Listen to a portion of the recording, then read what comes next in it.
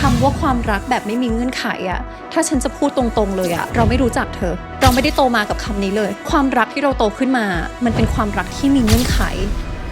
ความรักทำให้ตาบอดอันเนี้ยมันหมายถึงอะไรถ้าในทางแบบจิตวิญญาณคนส่วนใหญ่อยากจะตกหลุมรักคนในอนาคตพยายามไปเปลี่ยนเขาดูเขาไปก่อนสัก1 ปีว่าเขาว่าจะยังทำแบบนี้กับฉันหรือเปล่าทำไมเราถึงไม่สามารถรักใครได้เลยในทันทีล่ะความรักจากจักรวาลเป็นแบบไหนพวกเราเป็นวอลันเทียร์ที่ลงมาบนโลกใบนี้เราทำผิดทำถูกมันคือบทเรียนของเราและจักรวาลคอยซัพพอร์ตและเอาใจช่วยพวกเราทุกคนความรักของจักรวาลมันเหมือนเราปลูกต้นไม้แล้วจักรวาลคือดินถ้าวันนี้เราเลือกที่เราจะปลูกต้นมะม่วงดินก็จะไม่เถียงเลยแล้วก็งอกออกมาเป็นต้นมะม่วงคือคุณปลูกอะไรคุณได้สิ่งนั้นถูกต้องค่ะ whatever you plan นะอะไรก็ตามแต่ที่คุณคิดว่ามันไม่มีบนโลกใบนี้แล้วคนอื่นเจอนะแล้วคนอื่นเขามีนะแสดงว่าคุณ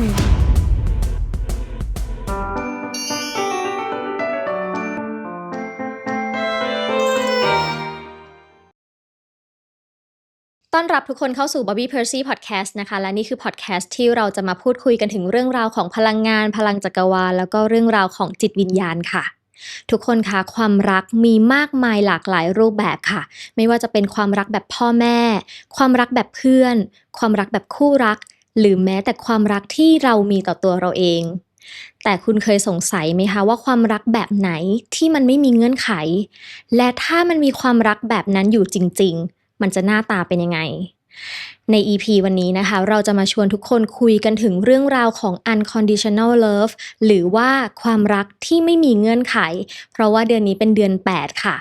เป็นสัญลักษณ์ของ Infinity เมื่อเราวางเลข8ลงในแนวนอนนะคะมันจะกลายเป็นสัญลักษณ์ของความไม่มีที่สิ้นสุดใช่ค่ะอันเนี้ย EP ก่อนหน้าคือ abundance ใช่ไหมเราก็ตั้งใจอยู่แล้วในเมื่อเป็นเลข8เป็นเลขของความอุดมสมบูรณ์เป็นเลขของ infiniteดังนั้นหัวข้อวันนี้ค่ะถ้าพูดเป็นแบบภาษาอังกฤษจะเรียกว่า unconditional love หรือว่ารักแบบไม่มีเงื่อนไขก็คือแบบ infinity เลยใช่รักแบบว่าฉันจะรักเธอในแบบที่เธอเป็นไม่ว่าเธอจะเป็นแบบไหนฉันจะรักเธอเสมอฟังแบบนี้ดูเหมือนจะน้ำเน่าเลย ดูเหมือนแบบเหมือนละครหน่อย แต่ว่าพูดถึงว่าความรักแบบไม่มีเงื่อนไขเนี่ยหรือว่า unconditional love แล้วเนี่ยจริงๆแล้วเนี่ยมันคืออะไรมันคือความรักที่รักแบบคนที่เขาเรียกว่าอะไรรักแบบที่ไม่ได้เป็น perfect ไม่ใช่ความรักแบบสมบูรณ์แบบนะบางคนบอกว่าความรักที่เราโตขึ้นมาเราจะได้ยิน2รูปแบบคือมีอารมณ์ไหนคะชอบกับรักสมัยเด็กๆเราอาจจะรู้สึกว่าเราชอบคนนี้จัง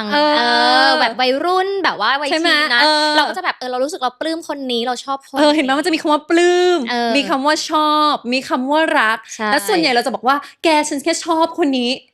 แต่ฉันไม่ได้รักฉันรักอีกคนนึงรักอีกคนนึงอะไรอย่างเงี้ยอันนี้ประสบการณ์ส่วนตัวหรือเปล่าคะ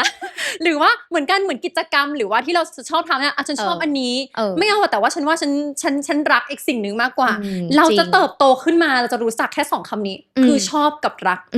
แต่เราก็จะรู้สึกค่ะว่าเฮ้ยรักแท้เหมือนเราดูการ์ตูนวอลต์ดิสนีย์จะมีคำว่ารักแท้หรือ true love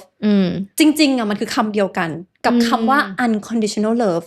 คือรักในแบบที่คนคนนั้นเป็นนะเธอโดยที่ไม่พยายามไปเปลี่ยนแปลงเขาซึ่งถามว่ามันยากไหมเฮ้ยมันยากไงอย่างที่เราบอกไปว่าในโลกมายาเขาทำให้เรายังไงคะสับสนว่าเราจะต้องมาแบบว่าถกเถียงกันว่าใครดีกว่าใครเราจะต้องทำตัวแบบไหนให้มีค่าทำตัวแบบไหนให้น่ารักเธอเข้าใจไหมคำนี้ทำตัวให้น่ารักจริงเราจะโตมากับการได้ยินว่าตั้งแต่เด็กๆเลยทำตัวให้น่ารักนะแต่คำว่าน่ารักเนี่ยคือเราไม่รู้หรอกว่าเราจะต้องทำแบบไหนถึงจะน่ารักสำหรับพ่อแม่แบบไหนถึงจะน่ารักสำหรับคุณครูโตขึ้นมาเราต้องทำตัวแบบไหนถึงจะน่ารักสำหรับเจ้านายแล้วเธอรู้ป่ะเป็นแบบเนี้ยเราเลยไม่ค่อยได้เป็นตัวเอง 100% คือเราไม่ได้เป็น true self นะเพราะอันนี้เรา true love แต่ถ้าถามว่า true self คือตัวตนที่แท้จริงของเราในสิ่งที่เราอยากจะเป็นน่ะส่วนใหญ่เราเลยไม่ได้เป็นแล้วพอเราไม่ได้เป็น true self เลยทำให้เราไม่ได้รู้จัก true love เพราะว่าอะไรคะเพราะว่าเราจะต้องทำตัวให้น่ารักเสมอเพราะเราอยากเป็นที่รักใช่ไหมเราจะรู้ว่าพ่อแม่เราชอบอะไรเขาจะมาสมมติถ้าเรามีลูกหลายคนนะ เราจะรู้เลยว่าพ่อแม่เราอะชอบให้เราพูดคำนี้หรือทำตัวแบบนี้เพื่อให้เราได้รับคำชมเราก็จะเป็นคนแบบนึงต่อหน้าพ่อแม่ถูกต้องปะพอไปที่โรงเรียนคุณครูแต่ละคนน่ะหรือแต่ละท่านน่ะก็จะมีลักษณะนิสัยที่ชอบบุคลิกภาพหรือคำพูดคำจาของนักเรียนที่ไม่เหมือนกันเราก็จะต้องแบบไงคะเปลี่ยนอีกแล้วเธอไปพูดอีกแบบนึงเพื่อให้ครูชอบเรารักเรายังไม่พอค่ะเพื่อนอีกอยากจะไปเข้ากับกลุ่มเพื่อนนี้สมัยเด็กๆอะเราต้องการเป็นที่ยอมรับของสังคมใช่ไหมเราจะยอมเปลี่ยนตัวเองเพื่อยังไงคะให้เป็นที่ยอมรับให้เขารักเราดังนั้นน่ะคำว่าความรักแบบไม่มีเงื่อนไขอะถ้าฉันจะพูดตรงๆเลยอะเราไม่รู้จักเธอเราไม่ได้โตมากับคำนี้เลยเพราะว่าความรักที่เราโตขึ้นมามันเป็นความรักที่มีเงื่อนไขมันเป็นความรักที่มีสมการหมายความว่าฉันจะต้องทำแบบนี้เพื่อให้ฉันน่ะเป็นที่รักหรือฉันต้องทำแบบนี้เพื่อให้ฉันน่ะถูกคนอื่นมองว่าฉันเป็นคนดีนะหรือเป็นคนที่มีคุณค่าเพื่ออะไรคะเพื่อให้ฉันได้รับความรักแล้วเกิดอะไรขึ้นต่อเราก็จะไปทำแบบนี้กับคนอื่นประมาณว่าเธอต้องทำแบบนี้สิแนนฉันถึงจะรักเธอเหมือนเวลาที่เรามีแฟนวันหนึ่งที่เรามีความรักบ้างอะเราก็จะเริ่มไปกฎเกณฑ์กับคนอื่นบ้างแหละว่าถ้าเธอไม่เป็นแบบนี้ฉันไม่รักนะถ้าเธอไม่ใช่คนดีฉันไม่รักถ้าเธอไม่ใช่มีคนการศึกษาดีเป็นคนที่มีการศึกษาดีฉันก็ไม่รักนะอะไรเงี้ยเหมือนเราก็จะเริ่มไปใส่กฎเกณฑ์หรือใส่เงื่อนไขให้ความรักของเราที่มีต่อคนอื่นเหมือนกันแล้วเราโตมาแบบนี้เลยค่ะคือเราโตมาเรารู้สึกว่าเนี่ยคือเรื่องเป็นธรรมชาติไงเพราะเขาหวังดีเพราะเขารักเราเขาเลยอยากให้เราเปลี่ยนแปลงตัวเองเธอเห็นไหมหรือบางทีเราก็จะไปบอกทุกๆคนเพื่อนเราอะประจำเลยค่ะแกเพราะฉันรักแกนะแกควรจะเปลี่ยนตัวเองนะเพราะว่าฉันน่ะหวังดีกับแกใช่ เข้าใจไหมอันเนี้ยถ้าพูดกันแบบจริงๆอีกก็คือความรักแบบมีเงื่อนไขใช่แล้วถ้าถามฉันน่ะมันเป็นเรื่องที่ต้องฝึกและยากมากนะคำว่า unconditional love แล้วเป็นรักที่ไม่มีเงื่อนไขอะหมายถึงว่ายอมให้คนคนนั้นน่ะเขาเป็นตัวเองในแบบที่เขาเป็นแล้วรักเขาในแบบที่เขาเป็นแล้วมีความเมตตาและเข้าอกเข้าใจกันนะเรื่องนี้มันจะเรื่องเหมือนเขาจะมันเป็นเรื่องเกี่ยวกับจิตวิญญาณแล้วมันจะลึกลงไปเพราะว่าเราโตขึ้นมาเรามีความรักหลายแบบค่ะถ้าพูดเป็นภาษาอังกฤษเราจะมี3แบบนะเราจะมี physical รักแบบรูปร่างภายนอกลักษณะภายนอกรักทางกายภาพรักทางกายภาพรักแบบว่าอะไรคะต้องหน้าตาแบบนี้ใช่ปะสูงเท่านี้นะหุ่นแบบนี้ผิวแบบเป๊กของฉันตาตีๆหน่อยหรือว่าจะแบบคมๆหน่อยหรือชอบอันนี้คือ physical อีกใช่ต่อไปคือเป็นอะไรคะเป็น mental love ก็คือรักแบบที่จิตใจอย่างเงี้ยหรอรักที่ภายในใช่รักที่รู้สึกว่าเขาเป็นคนดีจังเลยอะเธอเป็นคนจิตใจดีฉันก็เลยรักเขาเป็นคนรักสัตว์ใช่รักหมารักแมวใช่ฉันรู้สึกฉันแพ้เลยฉันแพ้คนที่รักสัตว์อะไรแบบนี้นะอันนี้คือรักแมวรักเลยระดับ mental ระดับจิตใจอีกอันนึงคือ emotional ค่ะก็คือรักเพราะว่าฉันรู้สึกดีเขาทำให้ฉันรู้สึกดีใช่เขาทำให้ฉันรู้สึกปลอดภัยสรุปว่า3แบบเนี้ยก็ยังไม่ใช่unconditional แล้วเห็นไหมฉันถึงบอกว่าเราโตมาเธอไม่มีใครสอนเราเรื่องนี้จะสอนแค่ว่าเรามีอารมณ์ปลื้มชอบรักแล้วถ้ารักก็จะอย่าไปรักเขามากนะเพราะความรักทำให้เราตาบอด ใช่ในคนไทยเวลาเราโตขึ้นมาคำนี้จะได้ยินเยอะมากแม้แต่เพลงของพี่ตูนเองก็ตามก็ยังมีเพลงที่แบบว่าความรักทำให้ตาบอดใช่อันนี้มันหมายถึงอะไรถ้าในทางแบบจิตวิญญาณแล้วจิตวิญญาณก็คือว่า when you fall in love อะเฮ้ยคำเนี้ย fall in love fall มันเหมือนว่าตกหล่นใช่ปะเหมือนตกหลุมรักการตกหลุมรักของคุณน่ะบางทีคุณไม่ได้มีสติความรักทำให้คนตาบอดอ่ะไม่ได้หมายความว่างั้นเราจะไม่เชื่อในความรักและเราจะไม่กล้ารักด้วยนะและเราจะไม่ยอมเปิดใจด้วยที่จะได้รับความรักจากคนอื่นเพราะว่าเราไม่เชื่อในความรักคำเนี้ยจริงๆถ้าฟังดีๆมันคือถ้าคุณรักแบบไม่มีสติคุณรักอย่างที่บอกนะฟอคือตกหลุมลงไปเลยนะต่อให้คุณฟอลงไปอ่ะแต่มันเป็นช่วงระยะเวลาสั้นๆดังนั้นน่ะความรักทำให้คุณตาบอดมันไม่ได้หมายถึงว่ามันจะทำให้คุณตาบอดตลอดไปนะเมื่อไหร่ก็ตามที่คุณเลิก fall in love อ่ะแล้วคุณแบบ in love จริงๆแบบรักในตัวตนคนนั้นจริงๆอ่ะความรักอะคือแสงสว่างค่ะเพราะฉะนั้นก็ถ้าเวลาที่เราตกหลุมรักใครแล้วอาจจะต้องรีบกลับขึ้นมาแล้วก็มีสติในความรักของตัวเองด้วยก็อย่างที่บอกไปได้ไงว่าเราตกหลุมรักเพราะอะไรอาจจะเป็นกายภาพหรือเปล่าหรือว่าตกหลุมรักเพราะระดับแบบฉันแพ้คนใจดีหน้าตีอีกนะแล้วก็ตายแล้วเธอเขาเปย์ฉันมากเลยเลี้ยงฉันยังดี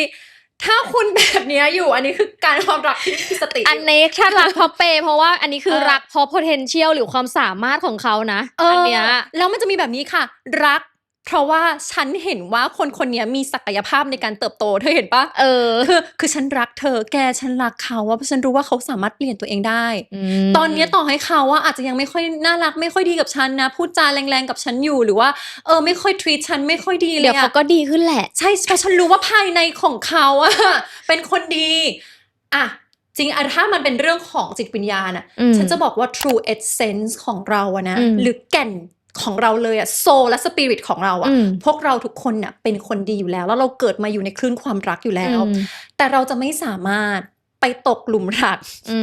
กับศักยภาพหรือคาดหวังให้คนคนนั้นเปลี่ยนได้ในอนาคตนะคนส่วนใหญ่อะจะตกหลุมรักคนในอนาคตใช่ไม่ได้ตกหลุมรักคนในตอนนี้นะและสิ่งที่ทำคืออะไรคะพยายามไปเปลี่ยนเขาไปไซโคเขาบ้างอะแกเปลี่ยนสิถ้าเธอไม่เปลี่ยนอะเธอไม่พิสูจน์มีคำนี้ต่อใช่ถ้าเธอไม่รักฉันจริงๆอะเธอก็ทำไม่ได้หรอกแต่ฉันรู้ว่าถ้าเธอรักฉันจริงๆอะนะเธอต้องพิสูจน์ให้ฉันเห็นแล้วเราโตแบบเนี้ยขึ้นมาตั้งแต่เด็กๆเธอไม่ว่าจะเป็นอะไรคะพิสูจน์ทุกอย่างเลยต้องเป็นงานเก่งพูดเก่งหรือคือต้องพิสูจน์ความสามารถของตัวเองหรือว่าพิสูจน์ตัวเองเพื่อให้ได้รับความรักหรือแม้แต่จะรักใครสักคนหรือจะมีแฟนสักคนบางคนก็จะแบบเธอพิสูจน์ให้ฉันดูหน่อยสิว่าเธอรักฉันขอดูเขาไปก่อนสัก3 เดือนแกสัก1 ปีว่าเขาว่าจะยังทำแบบนี้กับฉันหรือเปล่าใช่เพราะอะไรเนี่ยมันเป็นเพราะอะไรกันเนี่ยมันเป็นทำไมเราถึงไม่สามารถรักใครได้เลยในทันทีล่ะเพราะว่าเป็นเพราะอะไรเราอาจจะกลัวการเจ็บปวดไงใช่เพราะว่าเรื่องนี้มันไม่มีคนมาสอนเราว่า unconditional love อะมันไม่ใช่ความรักที่เป็นรักในระดับโรแมนติกเท่านั้นหรือในครอบครัวเท่านั้น unconditional love หรือรักแบบไม่มีเงื่อนไขอะมันมีคำว่าใจดีแล้ว compassion การเห็นอกเห็นใจอะเข้ามาเกี่ยว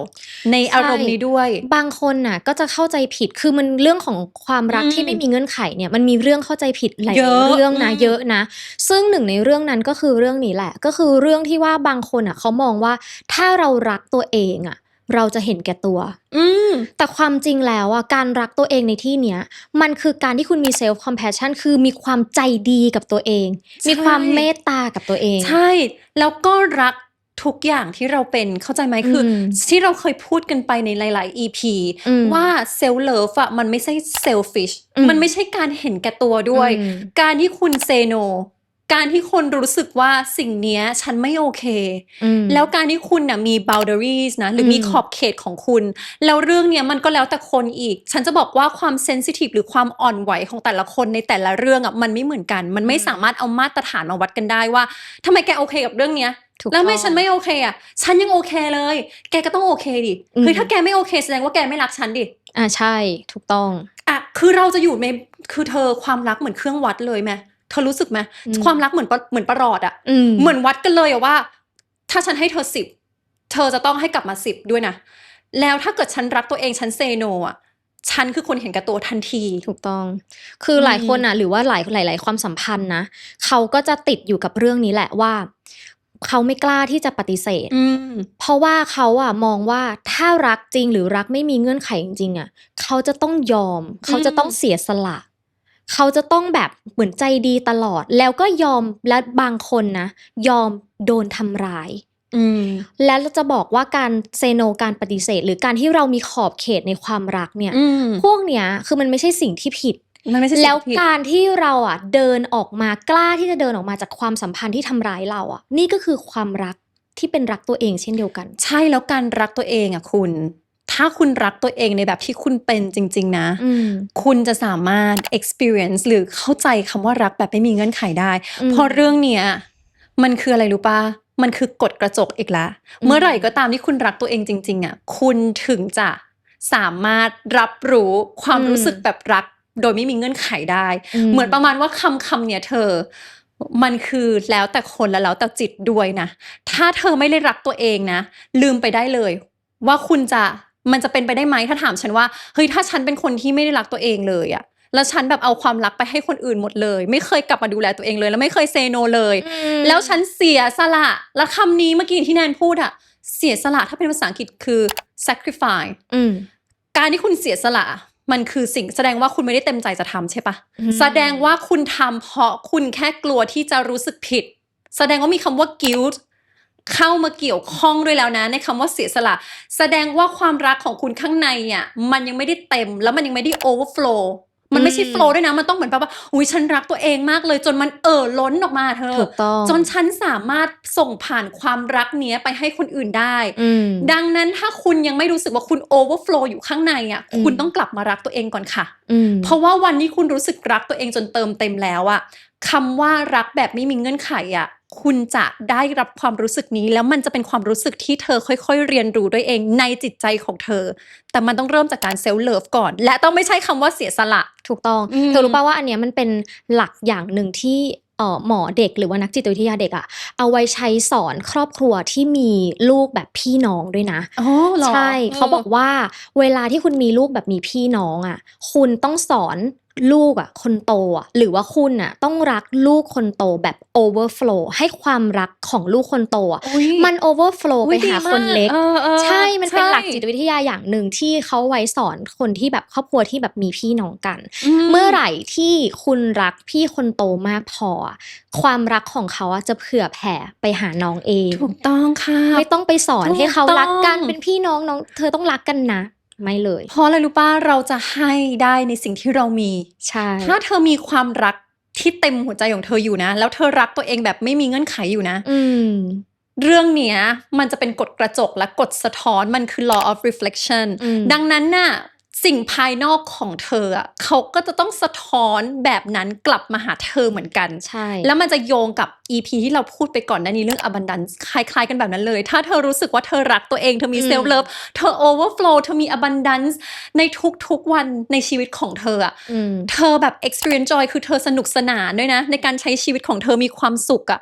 เรื่องเนี้ย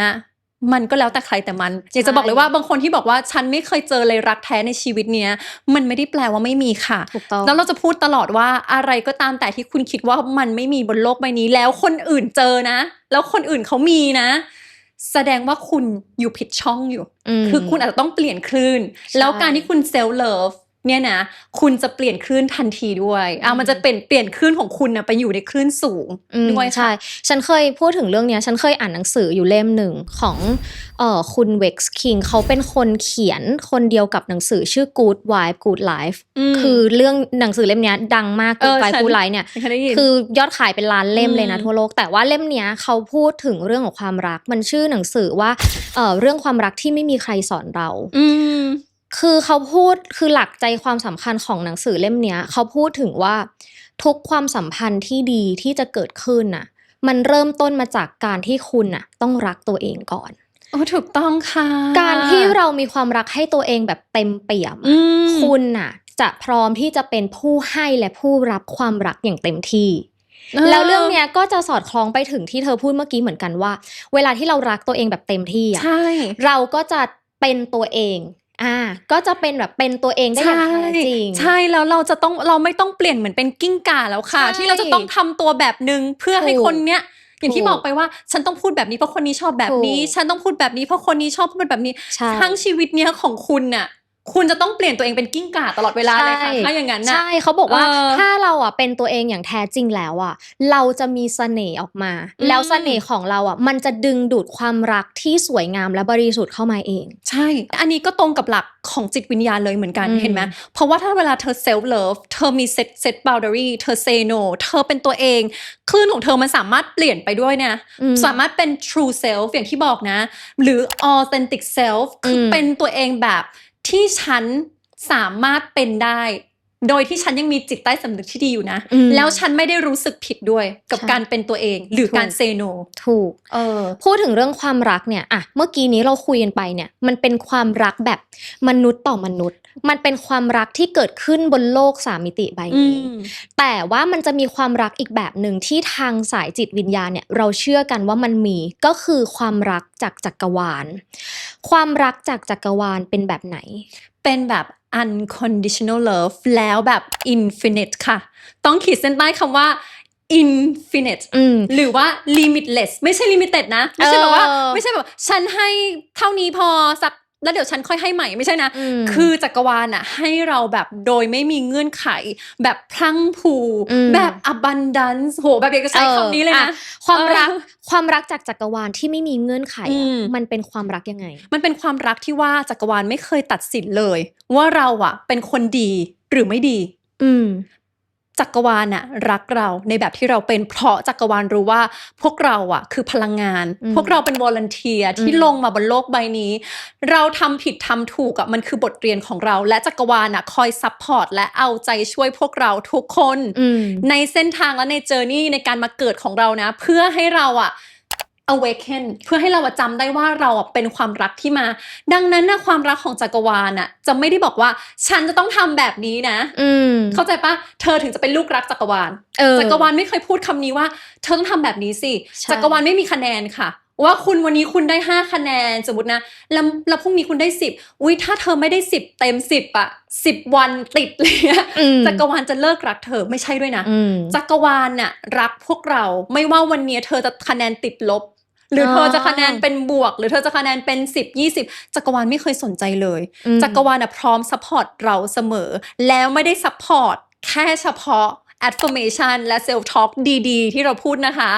หากว่าพวกเราพูดด้านลบกับตัวเองนะอันนี้ขอโยงกลับมาที่การพูดด้วยนะเพราะว่าจักรวาลคือ unconditional love ถ้าเราพูดลบกับตัวเองเธอจักรวาลจะเหมือนเพื่อนเลยค่ะเดินมาแตะไหล่แล้วก็บอกว่าโอเคฉันก็จะซัพพอร์ตเธอเหมือนกันหมายความว่าไงหมายความว่าถ้าฉันบอกว่าฉันเป็นคนไม่เก่งด้วยจริงๆด้วยว่าแกดูดิเนี่ยเงินในบัญชีก็จะหมดแล้วเนี่ยสงสัยอีก 3-4 เดือนเนี้ยสงสัยแม่งต้องไปกู้เงินละจะไม่รอดว่ะสงสัยสมมตินะถ้าพูดแบบนี้นะมันไม่ใช่แค่คลื่นตกนะจักรวาลจะเดินมาตบไหล่แล้วก็บอกว่าโอเคได้หมายความว่าอะไรหมายความว่าสิ่งที่คุณพูดเหมือน EP ที่เราพูดไปคำพูดคือไม้กายสิทธิ์ความคิดและความตั้งใจของเราคือไม้กายสิทธิ์ดังนั้นจักรวาลได้ยินเพราะมันคือความถี่และการสั่นสะเทือนใช่พอคุณพูดแบบนี้จักรวาลก็แบบอ๋อเหรอได้เลยเพราะว่าจักรวาลเนี่ยเขาเนี่ยจะสนับสนุนทุกความคิดความเชื่อแล้วก็ตัวตนของเราเพราะนี่คือความรักแบบไม่มีเงื่อนไขไงจักรวาลไม่เข้าใจอย่างที่เคยบอกนะจักรวาลไม่เข้าใจประโยคปฏิเสธจักรวาลเข้าใจประโยคบอกเล่าถ้าคุณพูดประโยคบอกเล่าในแบบที่มันเป็นบวกฉันเนี่ยมีโอกาสเข้ามาหาฉันตลอดเวลาเลยจักรวาลก็จะซัพพอร์ตคุณในเรื่องนี้แต่ถ้าเธอบอกว่าฉันเป็นคนดวงอะไรนะดวงกุดรักคุดไม่มีอนาคตเลยชีวิตนี้ความรักของฉันเจอแต่คนแย่ๆนะจักรวาลก็จะเดินมาตบไหล่แล้วก็บอกว่าโอเคได้เหมือนกัน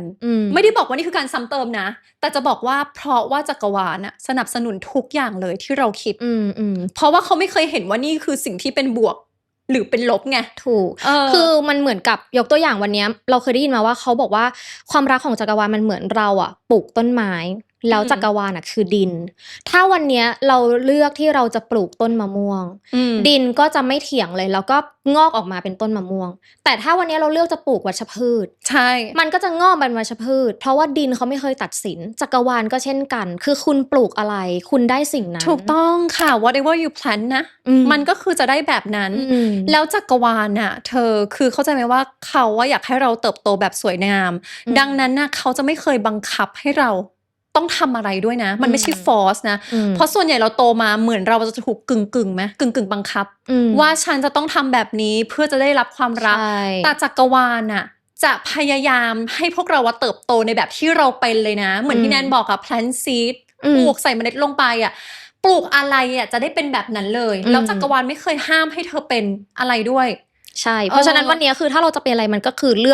เราต้องเลือกด้วยตัวเราเองไงใช่คือถ้าเราบอกว่าชีวิตเราไม่มีคุณค่าจักรวาลเขาจะไม่พูดว่าแบบไม่จริงหรอกไม่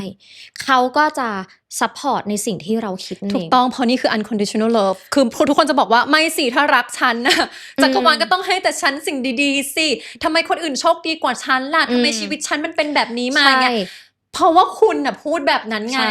ไม่แล้วบางคนน่ะเขาจะชอบบอกว่าเนี่ยฉันน่ะชอบโดนสวรรค์ลงโทษโดนจักรวาลลงโทษถ้าเราทำอะไรผิดอะไรไม่ดีหรือชีวิตเราอ่ะที่มันเจอกับเรื่องแย่ๆอยู่อ่ะเหมือนเรากำลังโดนลงโทษใช่ไหมหรือบางคนจะบอกว่าหรือฉันมันเป็นคนบาปหรือฉันมันเป็นคนมีกรรมสงสัยกรรมฉันมันหนักใช่เราอยากรู้ว่าเนี่ยใช่ไหมเรื่องอะไรแบบเนี้ยจักรวาลเขากำลังลงโทษเราจริงในสายของจักรวาลและสายจิตวิญญาณของเราอ่ะเธอคิดว่าคนที่รักเราอ่ะในแบบที่ไม่มีเงื่อนไขอ่ะในแบบ abundance ในแบบที่รักเราแบบว่าโหเธอจะทำอะไรก็ได้เลยฉันรักเธอมากอ่ะเธอคิดว่าบุคคลคนนั้นน่ะจะเอาไม้มาโบยฉันมา500 ครั้งหรือจะเผาฉันทั้งเป็น80 รอบหรือเปล่ายุคไหนนะถูกเผาไม่คือฉันกำลังคือเพราะว่าพวกเราทุกวันเนี้ย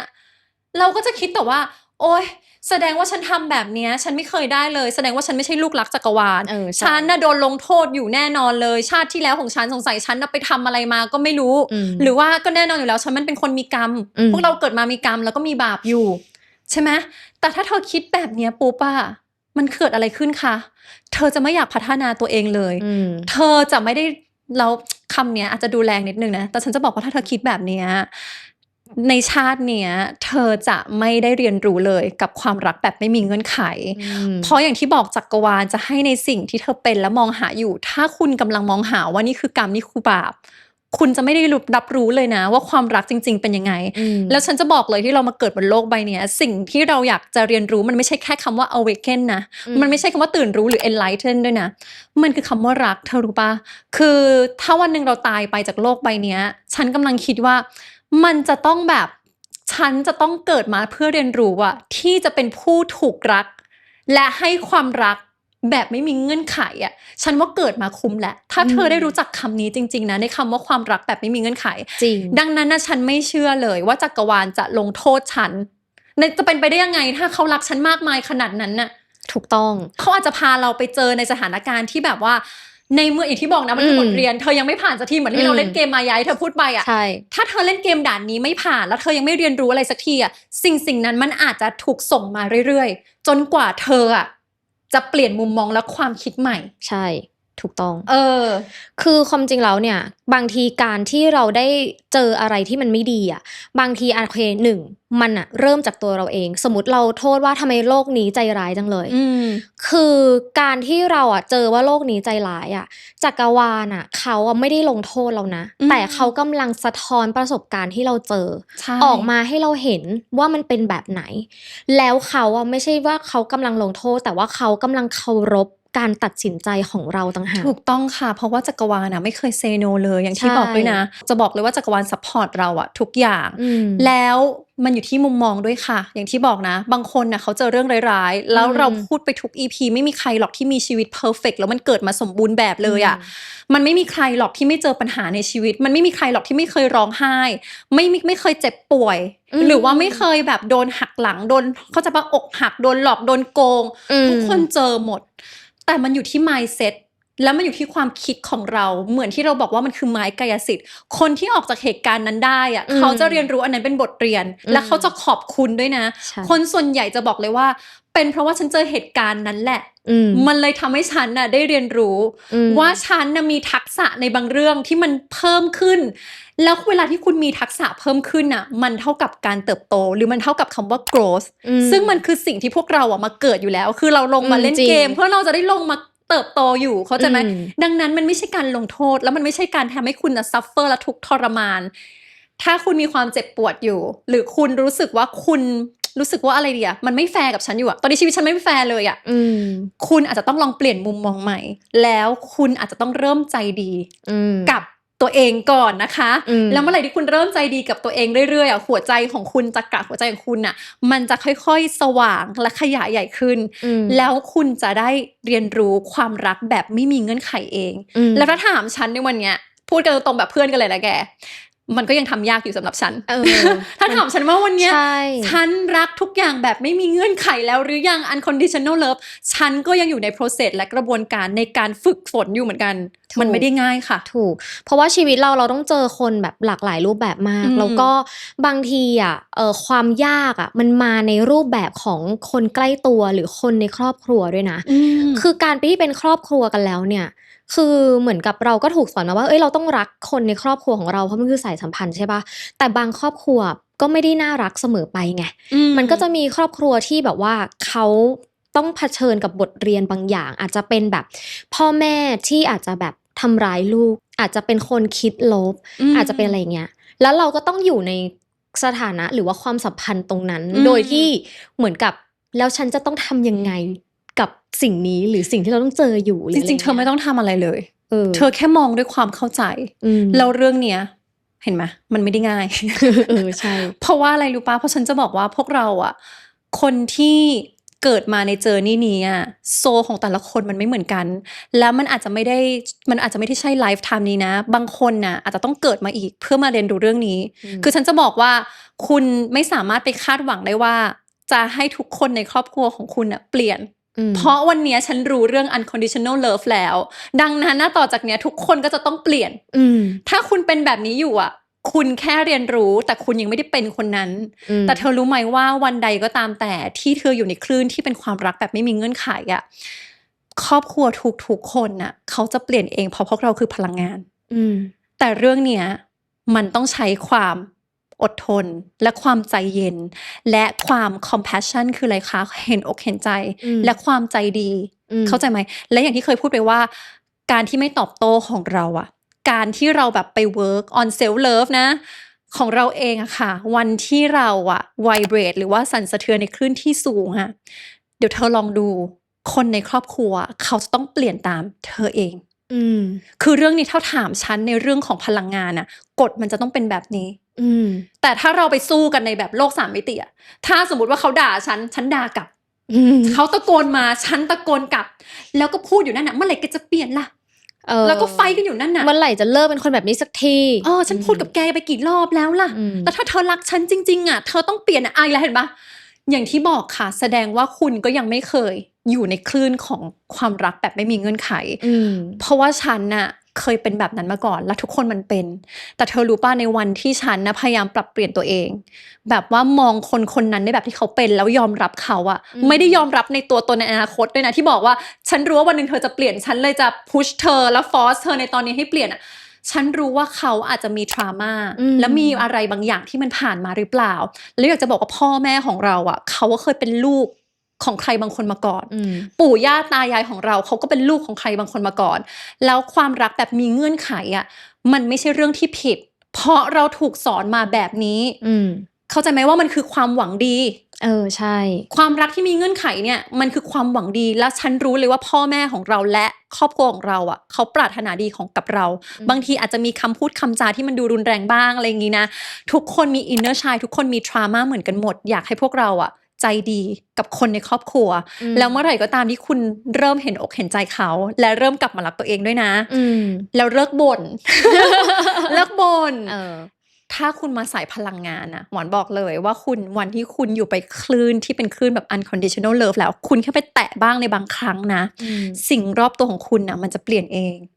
หวานบอกเลยหวานเชื่อว่าความรักก็คือแสงสว่างความรักไม่ใช่ความทุกข์และความรักไม่ใช่ทำให้คนตาบอดแต่ความรักอะทำให้คุณน่ะมีแรงผลักดันและแรงบันดาลใจมันจะเหมือนไฟมันจะเหมือนสิ่งที่คุณแบบอยากจะออกไปทำสิ่งที่ดีงามเพื่อคนอื่นความรักคือพลังงานที่สูงที่สุดความรักไม่ใช่ทำให้คุณตาบอดแต่ทำให้ตาของคุณและสมองของคุณน่ะและจิตของคุณน่ะมันสว่างไสวแล้วสามารถส่งผ่านไปให้สิ่งมีชีวิตอื่นๆได้บนโลกใบนี้อีกโอ้โหสุดยอดมากเลย EP นี้คือเนื้อหาเรื่องของunconditional love นี่แบบว่ารู้สึกว่าฟังจบแล้วคุยกันเสร็จวันนี้แล้วรู้สึกว่าเรารู้สึกรักเลยอ่ะรู้สึกแบบรู้สึกเต็มอิ่มไปด้วยความรักเลยอ่ะแล้วก็รู้สึกว่าอยากให้ทุกคนที่ได้ฟัง EP นี้ค่ะแบบว่า